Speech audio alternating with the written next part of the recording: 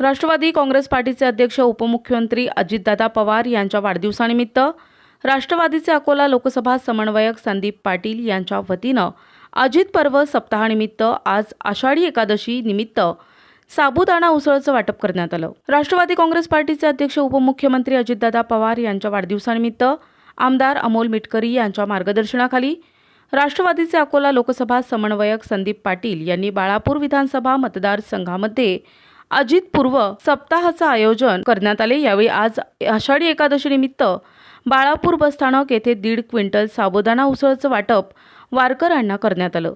यावेळी ज्येष्ठ पत्रकार रमेश ठाकरे, विठ्ठल नळकांडे, धनु माळी, राजेश अंबाडे, गोपाल शिंदे, अक्षय तायडे, अमोल ठाकरे उपस्थित होते। NTV news Marathi, Akola.